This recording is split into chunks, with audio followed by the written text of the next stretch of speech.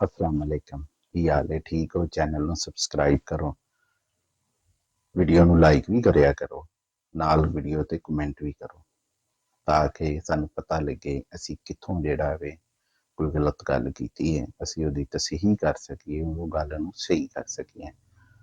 ਹੁਣ ਜਦੋਂ ਰੋਡ ਦੇ ਵਿੱਚ ਸਾਰੇ ਇੰਤਜ਼ਾਮ ਹੋ ਗਏ, ਉੱਥੇ ਜਿਹੜਾ ਵੀ ਮੁਸਲਮਾਨ ਹੁਕਮਰਾਨ ਮੁਹੰਮਦ ਬਿਨ ਕਾਸਿਮ ਨੇ ਆਪਣੀ ਫੌਜ ਚੋਂ ਇੱਕ ਬੰਦਾ ਪਾ ਦਿੱਤਾ ਤੇ ਉਹਨੂੰ ਇਤਲਾਹ ਮਿਲੀ ਕਿ ਜਿਹੜਾ ਰਾਜੇ ਦਾਹਰ ਦਾ ਭਤੀਜਾ ਰਾਜਕੁਮਾਰ ਕਸਕਾ ਵੇ ਉਹਨੇ ਪਾਟਿਆ ਜਾ ਕੇ ਫੌਜ ਇਕੱਠੀ ਕੀਤੀ ਹੈ ਤੇ ਰੋਡ ਵੱਲ ਹਮਲਾਵਰ ਹੋਣ ਦੀ ਸਲਾਹ ਮਸ਼ਵਰੇ ਕਰਨ ਦੇ ਮੁਹੰਮਦ ਬਿਨ ਕਾਸਿਮ ਨੇ ਜਿਹੜਾ ਵੇ ਰੋਡ ਤੋਂ ਆਪਣਾ ਲਸ਼ਕਰ ਇਕੱਠਾ ਕੀਤਾ ਤੇ ਭਾਟੀਆ ਵਾਲੇ ਪਾਸੇ ਨੂੰ ਮੂੰਹ ਕੀਤਾ।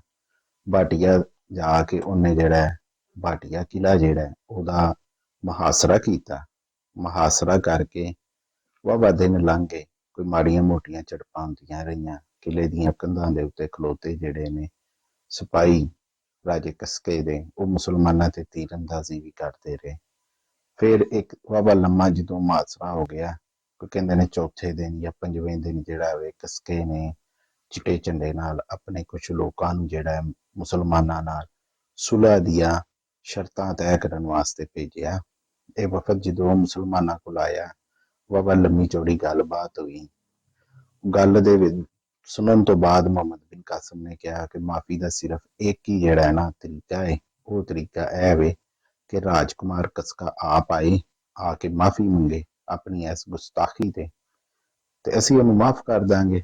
ਹੁਣ ਜਿਹੜਾ ਵੇ ਰਾਜਾ ਕਸਕਾ, ਰਾਜਕੁਮਾਰ ਕਸਕਾ, ਉਹ ਸੋਚਦਾ ਰਿਹਾ। ਪੰਜਵੇਂ ਦਿਨ ਜਿਹੜਾ ਫਿਰ ਚਿੱਟੇ ਝੰਡਿਆਂ ਦੇ ਨਾਲ ਭਾਟੀਆ ਕਿਲੇ ਤੋਂ ਲੋਕ ਬਾਹਰ ਨਿਕਲੇ, ਮੁਸਲਮਾਨਾਂ ਦੇ ਲਸ਼ਕਰ ਚ ਆਏ।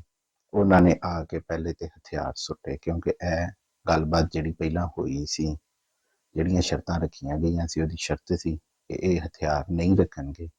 ਉਸ ਤੋਂ ਬਾਅਦ ਮੁਹੰਮਦ ਬਿਨ ਕਾਸਿਮ ਦੇ ਲਸ਼ਕਰ ਦੇ ਸਾਹਮਣੇ ਰਾਜੇ ਕਸਕੇ ਨੇ ਮਾਫੀ ਮੰਗੀ, ਉਹਦੀ ਮਾਫੀ ਕਬੂਲ ਕੀਤੀ ਗਈ ਤੇ ਭਾਟੀਆ ਕਿਲਾ ਜਿਹੜਾ ਮੁਸਲਮਾਨਾਂ ਦੇ ਹੱਥੇ ਆ ਗਿਆ।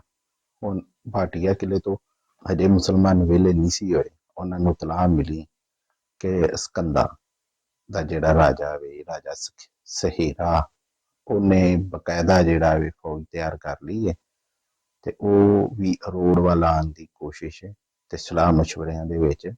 ਹੁਣ ਇਸ ਚੀਜ਼ ਨੂੰ ਭਾਂਪਦਿਆਂ ਹੋਇਆਂ ਮੁਹੰਮਦ ਬਿਨ ਕਾਸਿਮ ਨੇ ਆਪਣੇ ਲਸ਼ਕਰ ਨੂੰ ਹੁਕਮ ਦਿੱਤਾ ਕਿ ਤੁਰੋ ਸਕੰਦਾ ਵੱਲ। ਸਕੰਦਾ ਦੇ ਬਾਰੇ ਚ ਇਹ ਕਿਹਾ ਜਾਂਦਾ ਵੀ ਕੁਛ ਲਿਖਦੇ ਨੇ ਕਿ ਸਕੰਦਾ ਉਹ ਸਕੰਦਰੀਆ ਸ਼ਹਿਰ ਸੀ ਜਿਹੜਾ ਸਿਕੰਦਰ ਨੇ ਬਣਾਇਆ ਸੀ ਜਦੋਂ ਉਹ ਆਇਆ ਸੀ ਯਾਦਗਾਰ ਵਾਸਤੇ, ਤੇ ਇਹਦਾ ਨਾਂ ਬਾਅਦ ਚ ਵਿਗੜ ਕੇ ਸਕੰਦਾ ਹੋ ਗਿਆ। ਹੁਣ ਸਕੰਦਾ ਵੱਲ ਮੁਸਲਮਾਨਾਂ ਦਾ ਹਜੇ ਸ਼ਹਿਰ ਦੇ ਬਾਹਰ ਹੀ ਪਹੁੰਚਿਆ ਸੀ, ਕਿਲੇ ਦੇ ਬਾਹਰ ਹੀ ਮੁਸਲਮਾਨਾਂ ਦਾ ਲਸ਼ਕਰ ਪਹੁੰਚਿਆ ਸੀ। ਹਜੇ ਉਹਨਾਂ ਨੇ ਕੋਈ ਖੈਮੇ ਤੰਬੂ ਸ਼ੰਬੂ ਨਹੀਂ ਸੀ ਲਾਏ ਕਿ ਰਾਜੇ ਸਹੇਰੇ ਨੇ ਘੋੜੇ ਬਰਦਾਰ ਫੌਜ ਦੇ ਨਾਲ ਜਿਹੜਾ ਵੇ ਮੁਸਲਮਾਨਾਂ ਦੇ ਅੱਗੇ ਆਉਣ ਵਾਲੇ ਲਸ਼ਕਰ ਤੇ ਹਮਲਾ ਕੀਤਾ। ਕਾਫੀ ਜਿਹੜਾ ਵੇ ਇੱਕ ਮਾਰਕਾ ਹੋਇਆ, ਛੋਟੀ ਜੰਗ ਹੋਈ, ਵਾਹਵਾ ਖੂਨ ਸ਼ੂਨ ਜ਼ਖਮੀ ਹੋਏ, ਕੁਛ ਮੁਸਲਮਾਨ ਜਿਹੜੇ ਨੇ ਫੌਤ ਵੀ ਹੋਏ, ਕੁਛ ਹਿੰਦੂ ਜਿਹੜੇ ਨੇ ਆਪਣੀ ਜਾਨ ਤੋਂ ਹੱਥ ਤੋਂ ਬੈਠੇ।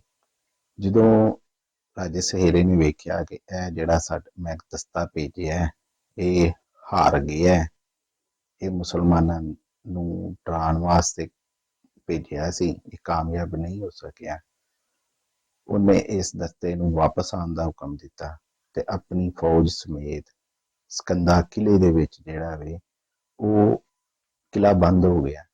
ਕਿਲਾ ਬੰਦ ਹੀ ਨਹੀਂ ਖਾਲੀ ਹੋਇਆ, ਬਲਕਿ ਉਹਨੇ ਸ਼ਹਿਰ ਦੀਆਂ ਕੰਧਾਂ ਦੇ ਉੱਤੇ ਜਿਹੜਾ ਵੇ ਮੰਜਨੀਕਾਂ ਮੁਸਲਮਾਨਾਂ ਦੀਆਂ ਜਿਹੜੀਆਂ ਸੀ ਉਹਦੇ ਨਾਲ ਰਲਦੀਆਂ ਮਿਲਦੀਆਂ ਮਸ਼ੀਨਾਂ ਲਾ ਦਿੱਤੀਆਂ ਤੇ ਉਹਨਾਂ ਚੋਂ ਪੱਥਰ ਜਿਹੜੇ ਨੇ ਮੁਸਲਮਾਨਾਂ ਤੇ ਸੁੱਟੇ ਜਾ ਰਹੇ ਸਨ ਤਾਂ ਕਿ ਮੁਸਲਮਾਨ ਕਿਲੇ ਦੇ ਲਾਗੇ ਆਣ, ਉਤੋਂ ਪੱਥਰ ਸੁੱਟੋ ਤੇ ਉਹ ਲਾਗੇ ਆ ਹੀ ਨਾ ਸਕਣ। ਹਾਲਾਤ ਬੜੇ ਜਿਹੜੇ ਨੇ ਖਰਾਬ ਹੋ ਗਏ ਮੁਸਲਮਾਨਾਂ ਵਾਸਤੇ। ਵਾਹਵਾ ਦਿਨ ਕਹਿੰਦੇ ਨੇ ਕਿ ਸਕੰਦਾ ਜਿਹੜਾ ਵੇ ਉਹਦੇ ਮੁਹਾਸਰੇ ਨੂੰ ਹੋ ਗਏ।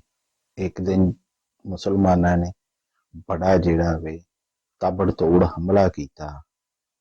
ਰਾਜਾ ਸਹੇਰਾ ਜਿਹੜਾ ਉਹਨੇ ਜਦੋਂ ਇਹ ਸਾਰੀ ਸੂਰਤ ਹਾਲ ਵੇਖੀ ਤੇ ਉਹਨੇ ਖੁਫੀਆ ਰਾਹ ਥਾਨੀ ਭੱਜ ਗਿਆ ਸਿੱਕਾ ਵਾਲੇ ਪਾਸੇ ਤੇ ਉਹਦੀ ਫੌਜ ਲੜਦੀ ਰਹੀ। ਮੁਸਲਮਾਨਾਂ ਨੇ ਸ਼ਹਿਰ ਦੇ ਉੱਤੇ ਫਤਹ ਪਾਈ। ਸ਼ਹਿਰ ਦਾ ਜਿਹੜਾ ਇੰਤਜ਼ਾਮ ਹੈ ਮੁਸਲਮਾਨਾਂ ਨੇ ਸੰਭਾਲਿਆ।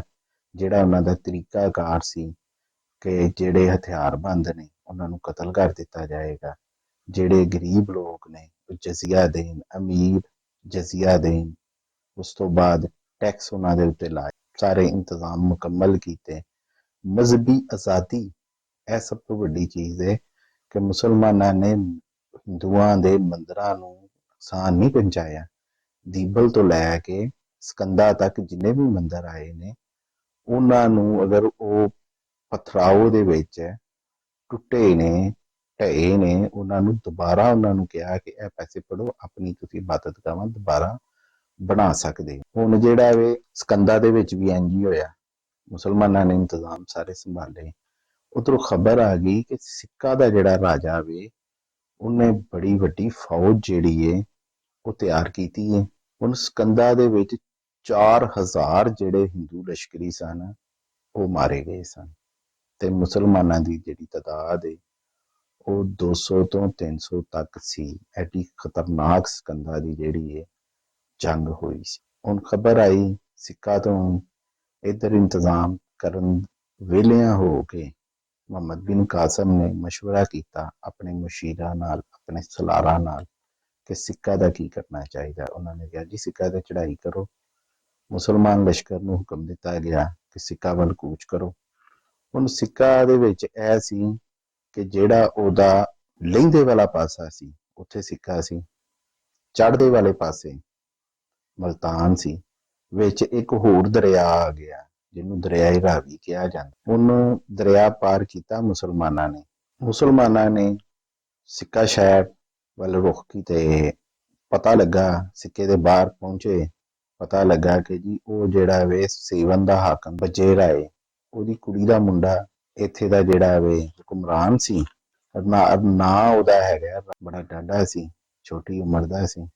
ਲਸ਼ਕਰ ਉਹਨੇ ਵਾਹਵਾ ਉਹਨੇ ਪਹਿਲਾਂ ਹੀ ਸ਼ਹਿਰ ਤੋਂ ਬਾਹਰ ਆਪਣੀ ਫੌਜ ਨੂੰ ਸਫਾਂ ਜਿਹੜੀਆਂ ਨੇ ਸਹੀ ਕਰਕੇ, ਲਾਈਨਾਂ ਬਣਾ ਕੇ, ਪੂਰੀ ਜੰਗ ਦੀ ਪਲਾਨ ਬਣਾ ਕੇ ਉਹ ਤਿਆਰ ਖਲੋਤਾ ਸੀ। ਮੁਸਲਮਾਨਾਂ ਦਾ ਜਦੋਂ ਲਸ਼ਕਰ ਪਹੁੰਚਿਆ ਸਿੱਕਾ ਦੇ ਬਾਹਰ, ਉਹਨੇ ਫੜ ਕੇ ਉਹਨੇ ਕਿਹਾ ਕਰ ਦੋ ਹਮਲਾ ਇਹਨਾਂ ਤੇ, ਇਹਨਾਂ ਨੂੰ ਖਲੋਣ ਵੀ ਨਹੀਂ ਦੇਣਾ, ਸਾਹ ਵੀ ਨਹੀਂ ਲੈਣ ਦੇਣਾ। ਭਾਈ ਮੁਸਲਮਾਨਾਂ ਦਾ ਬੜਾ ਨੁਕਸਾਨ ਹੋਇਆ। ਮੁਸਲਮਾਨ ਲਸ਼ਕਰ ਜਿਹੜਾ ਵੇ ਉਹ ਡਰਿਆ ਨਹੀਂ, ਉਹ ਫਿਰ ਇੱਕ ਵਾਰੀ ਇਕੱਠਾ ਹੋਇਆ ਤੇ ਇਹਨੇ ਆਪਣੇ ਆਪ ਨੂੰ ਕਿਲਾ ਬੰਦ ਕਰ ਲਿਆ। ਹੁਣ ਕਿਲਾ ਬੰਦ ਹੋਣ ਤੋਂ ਬਾਅਦ ਇਹਨੇ ਵੀ ਇਹ ਕੀਤਾ ਕਿ ਜਿਹੜਾ ਕਿਲਾ ਸੀ ਉਹਦੀਆਂ ਕੰਧਾਂ ਦੇ ਉੱਤੇ ਜਿਸ ਤਰ੍ਹਾਂ ਦੀਆਂ ਸਕੰਦਾ ਵਾਲਿਆਂ ਨੇ ਮੰਜੀਲੀਕਾਂ ਲਾਈਆਂ, ਇਹਨਾਂ ਨੇ ਵੀ ਲਾਈਆਂ।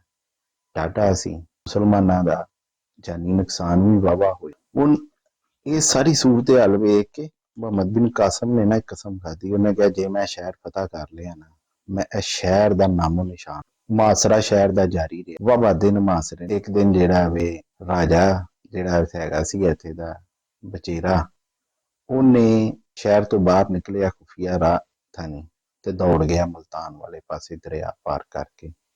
ਮੁਸਲਮਾਨ ਜਸੂਸਾਂ ਨੇ ਉਹਨੂੰ ਉੱਥੋਂ ਜਾਂਦਿਆਂ ਵੇਖਿਆ।